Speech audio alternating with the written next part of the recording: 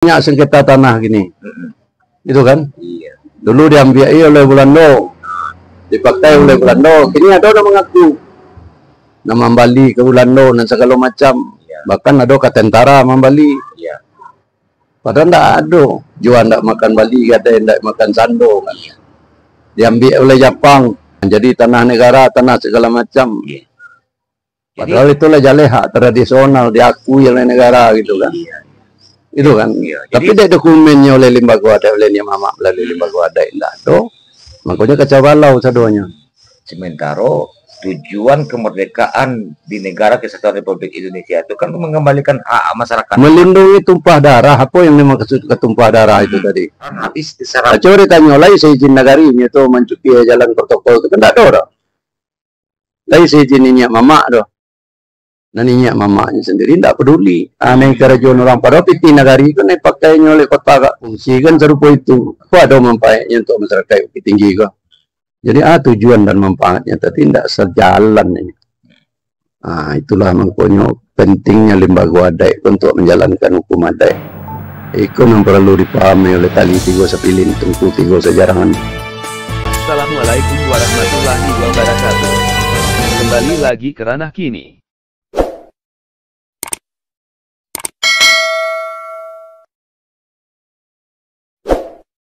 Jadi hukum adat itu kalau kita tinjau dari konstitusi pasal 18 B ayat 2 Undang-Undang Dasar Negara Kesatuan Republik Indonesia itu bunyinya adalah negara mengakui dan menghormati kesatuan masyarakat hukum adat dan hak tradisionalnya sepanjang masih hidup dalam negara kesatuan Republik Indonesia. Ada beberapa hal yang kita cermati di situ. Jadi hukum adat itu diakui dan dihormati oleh negara, oleh konstitusi. Artinya diakui dan dihormati. Kedudukannya itu kan sangat mulia. Ya, setidak-tidaknya setara dengan hukum negara. Karena kita sudah tunduk kepada hukum negara. Gitu kan? Iya. Tapi tidak bisa kita katakan hukum adat itu lebih rendah dari hukum negara. Gitu juga sebaliknya, hukum negara lebih rendah daripada hukum adat. Jadinya itu harus selaras. Gitu kan? Cuma dalam praktek, kalau kita lihat bagaimana hukum adat itu yang diakui dan dihormati oleh negara. Nah, di Indonesia ini hanya ada 3 kita lihat. Satu, di Keraton Jogja itu diakui oleh negara hukum adatnya. Bahkan pemerintahan negara pun dipegang oleh pemerintahan adat. Yang kedua itu Bali. Bali walaupun secara tertulis tidak ada pernyataan itu, tapi sangat dihormati oleh negara. Masyarakat hukum adatnya dan adatnya menyatu dengan agama. Masyarakatnya sangat patuh dan pemerintah pun aparatnya pun sangat menghormati hukum adat Bali. Itu kan. Dan ketiga Aceh. Kanon Aceh akhirnya diakui oleh negara menjadi undang-undang Nangro Aceh Darussalam. Itu di Minangkabau belum dapat memahami hukum adat itu seperti itu. Karena apa? Karena kita hukum adat itu dibaca, tapi struktur adat itu tidak pernah dilaksanakan. Apa struktur adat itu? Ada 2. Struktur adat itu dalam keluarga, kaum, bersuku. Itu kan sudah menjadi kewenangan daripada masing-masing nenek mamaknya secara jenjang naik tangguh turun. Dan kedua, pelaksanaan hukum adat itu secara banagari. Nah, banagari itu ada yang dikatakan tali tiga sapilin. Kalau didengar dari hukum adat, Undang 620, pasal 5-nya, nagari bapaci katali tiga sapilin. Akhirnya tali tiga sapilin kau nak jale dua-duanya. Mangkonya ndak jale dua-duanya. Dek karenanya ndak berdek lembaga. Ndak ada lembaga adat nagari-nagari itu. Yang ada kerapatan adat bukan lembaga adat. Sedangkan tali tiga sapilin kau dua-duanya di lembaga adat. Itulah yang merupakan suatu kesatuan. Inyolah yang menjalankan pemerintahan adat dan manajemen pemerintahan adat tali di Hospilin tadi. Tapi di Minangkabau lu nak cari di negara-negara itu non itu. Termasuk di alam Minangkabau. Itu permasalahannya. Itu mengenai kedudukan hukum adat. Jadinya setara, selaras. Gitu kan? Pelaksanaan pembangunan itu baik pembangunan agama, sosial, ekonomi, hukum, selaras antara hukum adat itu dengan hukum negara. Tapi kok keselarasannya itu timpang karena apa? Pemerintahan adat kan tidak ada. Gitu kan? Tidak adanya kan saja adanya penjajahan Belanda. Nah, itulah sampai gini. Dan kalau kita baca lihat pula di Universitas Diapo itu, memang yang dipelajari itu dari sejarah hukum Belanda. Itu menyatakan bahwa hukum adat itu adalah kebiasaan yang diberlakukan secara berulang-ulang disepakati menjadi hukum. Jadi kedudukan hukum adat itu lebih rendah dari hukum negara.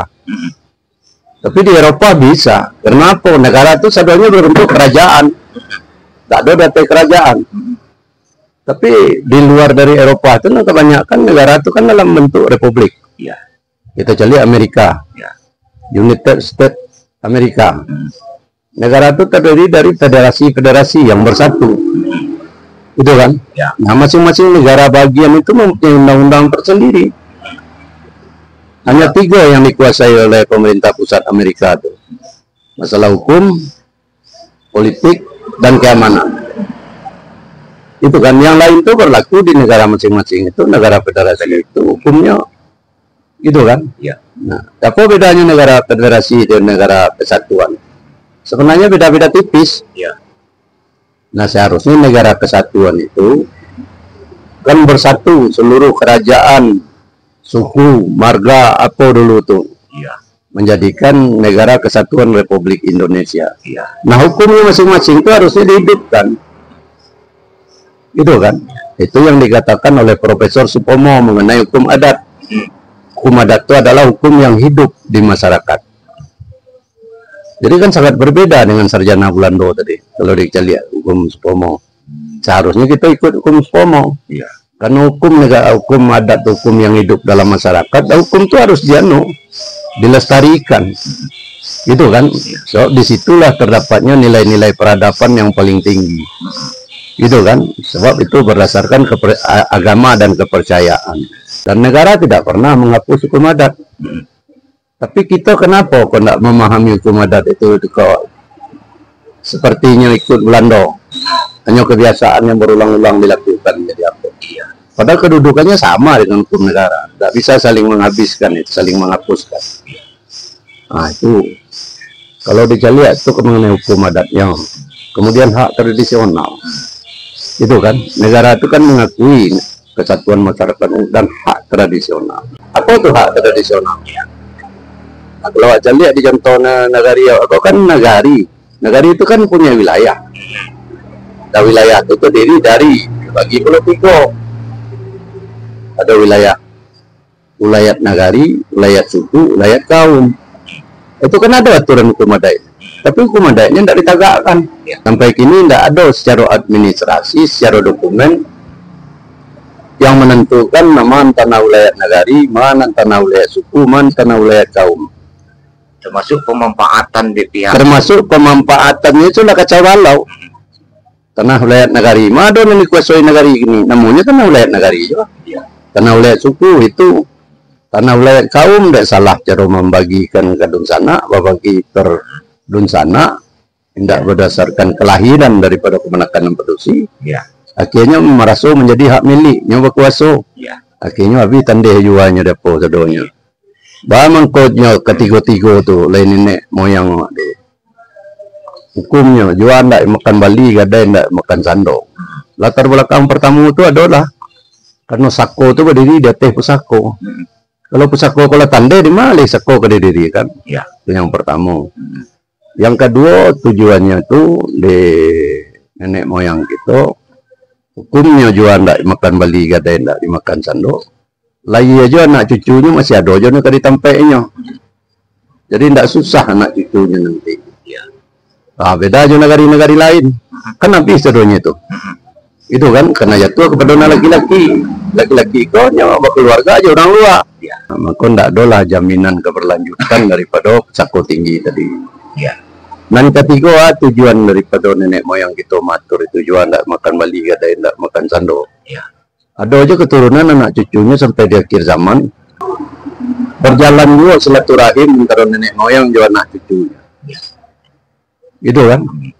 Nah, kini dia abi dijual untuk tanah pusako kaum gini tuh. Potong sako tinggi kaum segala macam. Awak memutus silaturahim antara nenek moyang dan anak cucunya. Gitu kan? Nah, itu kan barik kan. Karena sadonya itu adalah amanah. Amanah kan kita junjung tinggi. Itu hamba kadang, Tuhan junjung tinggi. Nah, itu harus kita laksanakan. Tapi secara hukum adat awak kalau banyak namanya nyimpang. Apa sebabnya? Tidak karena minyak mama itu sendiri tidak tahu lagi fungsinya di dalam hukum adat. Itu kan? Termasuk jadi pandai jo. Termasuk alim ulama juga jadi pandai. Soalnya ketiga-tiganya itu kan sejalan. Yang disebut tuh tadi tiga spirit. Tali tiga sepilin tadi. Tungku tiga sejarangan. Itulah permasalahan awak ini. Ini segala hal nanti nyak mama datang dulu. Padahal nyak mama itu ada tampaknya. Tapai tempat bertanya ke pulang tempat berberitahu. Kalau keluar tu ada undang nyarinya. Itulah jadi pandai. Disuruh apa ditagah berhenti. Ini sadonya itu takut olehnya mama. Tak difungsikan oleh ulama jawabanmu tadi. Oleh jadi pandai tadi. Maka itulah negari kok secara manajemen administrasi sampai kini tidak jaleh gitu kan. Ini terkait kekayaan tradisional itu madang pada umumnya di Sumatera Barat itu kan banyak selang saketo madang kan. Ya, akibatnya itu disebabkan itu tidak berfungsinya itu madang. Sementara undang-undang agraria itu mengakui madang. Jadi apa penjelasan itu? Itulah. Jadi yang mengenai hak tradisional, hak ulayat tadi itu kan diakui oleh negara DP tadi. Ya. Kemudian dalam pelaksanaannya, kalau di undang-undang agraria, kalau dibaca di pasal 3 itu, negara itu kan mengakui hak ulayat. Ya. Cuma di situ ikut campur pemerintah untuk mengatur pemanfaatannya. Antara kepentingan masyarakat itu juga kepentingan masyarakat adat apa ada selaras dan seimbang. Itu kan? Nah, makanya di pasal 5 dinyatakan hukum agraria dilaksanakan berdasarkan hukum adat. Kini hukum adat itu jalan enggak? Coba kita lihat gini. Mana tanah wilayah kaum yang dipakai oleh anak kemenakan? Mana tanah wilayah suku? Mana tanah wilayah negari?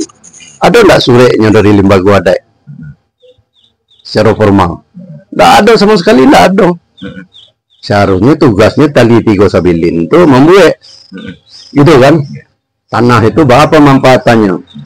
Kemudian diserahkan ke anak kemenakan untuk rumah, untuk sawah, untuk ladang. Itu kan itu dibuat suratnya. Kemudian sisa tanah wilayah kaum, kau tanah wilayah suku, kau tanah wilayah negari dibuat surat, dibuat dokumennya.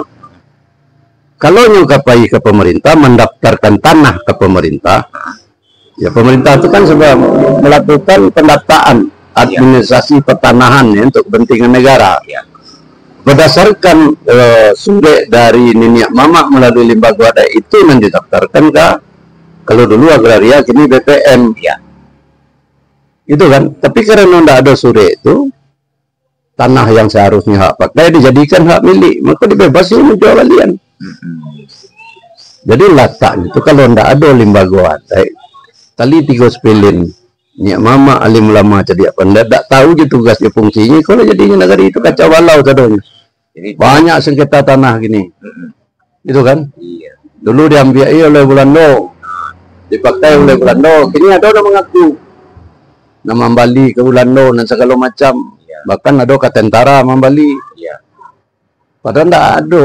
Jual tidak makan Bali, ada yang tidak makan sando kan? Diambil oleh Jepang.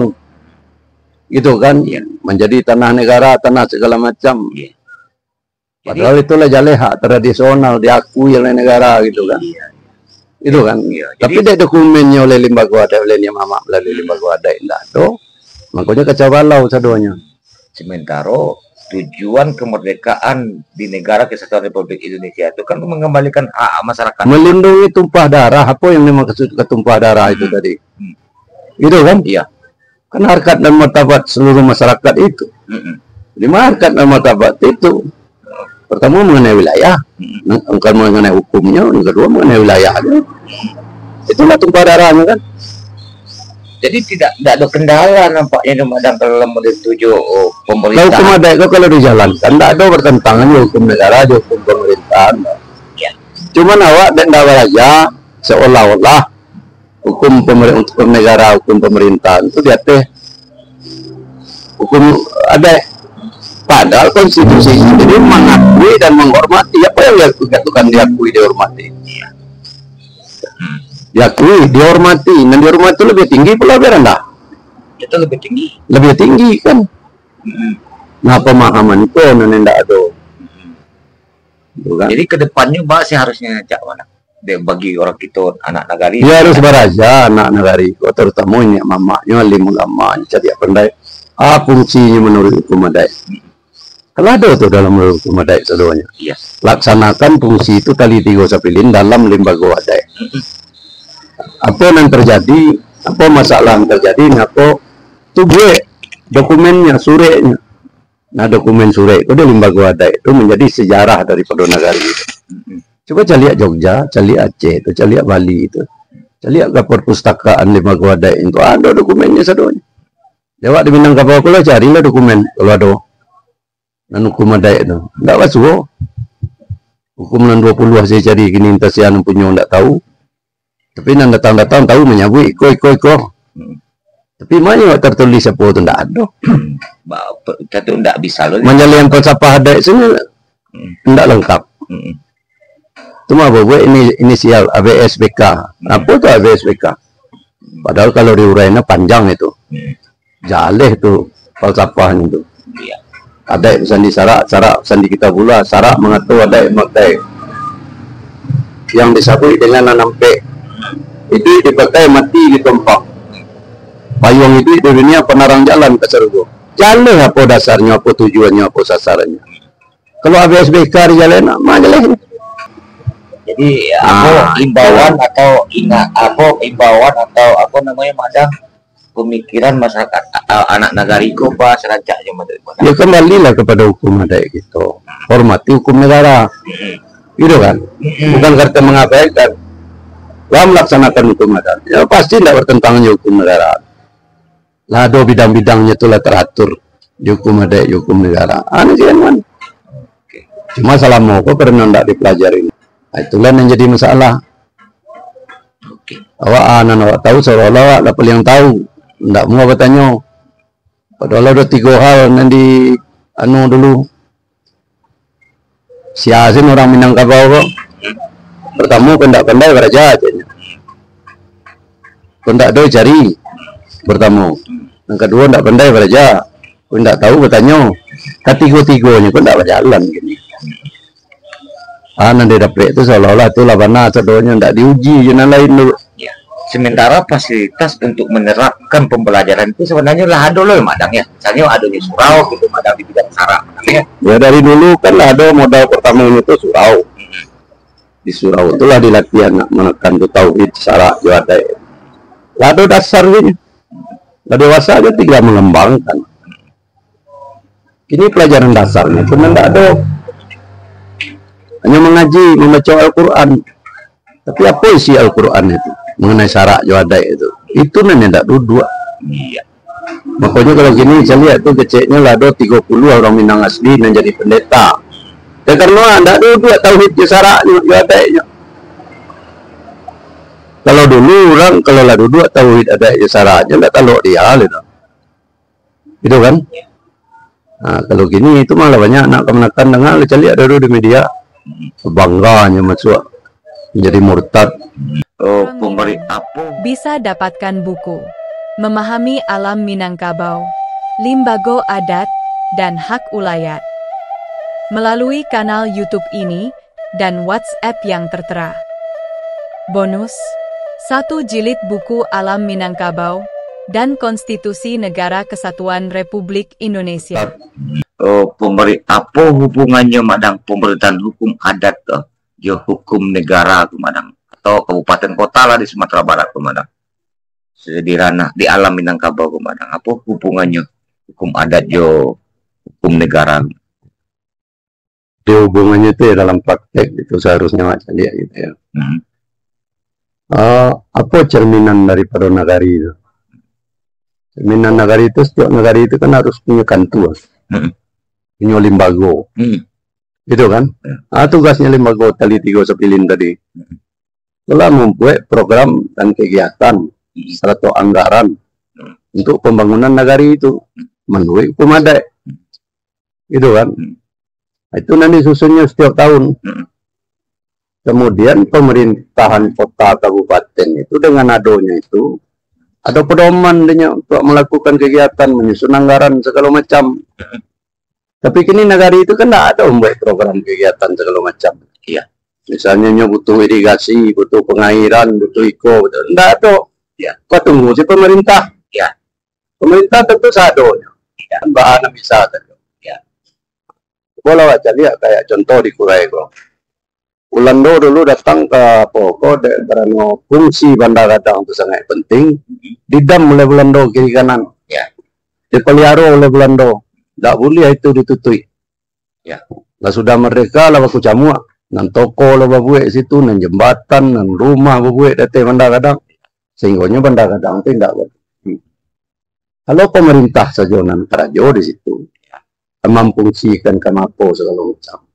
Tentu timbul sengketa aja masyarakat. Itu kan? Iya. Tapi kalau limbago ada membuat program perencanaannya itu memfungsikan Bandar Gadang, banda-banda yang bermuara ke Bandar Gadang, tentu berkurang seindah-indahnya pertentangan dari masyarakat. Maka itu akan bisa difungsikan balik, dibangun balik. Para anggarannya, tentu pemerintah kota kabupaten akan siap itu. Atau anggaran di kota kok minta ke provinsi, ada ke provinsi dimintanya ke pusat ya. Tapi kok dasar pemerintah kota itu tidak ada. Itu mah ada karena tidak ada yang serupa itu. Dibuatnya untuk mengatasi banjir jalan protokol yang dicuki yang tumbuh itu sama sekali tidak ada manfaatnya, tetap aja banjir apa serupa itu. Taruh anggaran habis diserap. Coba ditanya lagi seizin nagarinya itu mencuci jalan protokol itu kan tidak ada orang. Lagi seizin minyak mamak doh. Nah minyak mamaknya sendiri tidak peduli. Aneh kerajaan orang pada piti nagari itu nih pakainya oleh kota, oleh wali kota, oleh apa untuk itu. Gitu kan? Iya. Sebelah dibangunnya oke jalan kereta api, perumahan kereta api kan tua kereta api kan. Tanah itu tanah nagari, malah di sionya di pemerintah kota ke PJKA. Bila PJKA punya tanah ini, nyolong datang kudian itu, yang punya nagari. Ya. Tapi ada enggak wali kota itu bayo yo limbago ada, ini mama, enggak ada. Ya kianya tuh mah pemiliaran baseo itu, difungsikan serupa itu. Apa ada manfaatnya untuk masyarakat yang tinggi kok? Kalau dicari enggak ada orang masyarakat luar yang datang ni kok mengalir ke Mapo situ. Atau mah kecil masyarakat lah menjadi taman bencong di sini. Jadi tujuan dan manfaatnya tapi tidak sejalan ini. Itulah makanya pentingnya lembaga adat untuk menjalankan hukum adat. Itu yang perlu dipahami oleh tali tiga sepilin tungku tiga sejarangan. Begitu juga Madang, contoh tadi di Nagari Kurai yang telah menjadi kota Bukit Tinggi Madang ya. Iya. Begitu juga di nagari-nagari di luar agam lah atau luar nanti komat. Mereka aku menganggap mungkin Madang ya, pemerintah nagari itu yang di kepala nagari atau oleh negari itu kan pemerintah negara tuh Madang. Bukan pemerintahan adat ya. Jadi negara, pemerintahan kota, kabupaten sampai ke nagari itu menyelenggarakan administrasi pemerintahan secara tertib. Gitu kan, dengan jalan melayani masyarakat, sudah tuh membangun kebutuhan masyarakat. Tapi nang tadi administrasi kayaknya itu apa nang tadi administrasi? Tiap-tiap negara itulah tanah wilayah, mana tanah wilayah kaum, tanah wilayah suku. Tidak ada lembaga adanya itu nama membuat keterangan, nama membuat surat bahwa itu tanah wilayah negari, tanah wilayah suku, tanah wilayah kaum. Itu Anak itu didaftarkan oleh pemerintah jumlah penduduk lah, RT, RW, apa segala macam. Sedangkan hak tradisionalnya itu tidak pernah dikelola. Akhirnya digunakan serpo itu menjadi sengketa. Yang menetapkan itu sebenarnya itu wewenangnya Nyonya Mama dalam lembaga adat. Keluarnya itu ada nama lembaga adat. Itu tidak ada. Akhirnya dipakailah oleh pihak ketiga. Pakai oleh pihak ketiga lah jadi milik pribadi lah segala macam. Sangat. Apa manfaatnya ke negara Nyonya Mama? Ketali tiga sepilin ke masyarakatnya tidak ada sama sekali. Kita kembali ke tadi ke Hukum adat. Ketali tiga sepilin dalam lembaga adat. Sepanjang lembaga adat tidak tagak, tali tiga sepilin tidak berfungsi, sengketa tanah itu kan luar biasa. Baik antara anak kemanakan maupun anak kemanakannya pihak luar maupun pihak pemerintah. Kalau banyak bukti gini aja lihat. Iya. Sampai putusan Mahkamah Agung tidak bisa dilaksanakan. Karena apa? Bertentangan dengan hukum adat. Gitu kan? Iya. Masyarakat bertahan di situ. Iya. Tapi legalitas hukum adat kan tidak pernah ditegakkan. Coba gini itu, kalau dikeluarkan oleh Nyonya Mama, namanya sebuah kadang, baik kota tanah kaum, kota tanah suku, jadi keluaran suratnya oleh lembaga adat. Iya. Pengadilan pun tahu. Ini tidak ada kok pengadilan tahu. Nama bawa Ranji. Iya. Gitu kan? Ranji itu mengatakan kan, tidak loh ini Mama lembaga adat. Sementara kan kok hanya organisasi, tidak bukan organisasi. Organisasi ini dibentuk pemerintah untuk penyelenggaraan administrasi pemerintah, bukan mengenai hukum adat.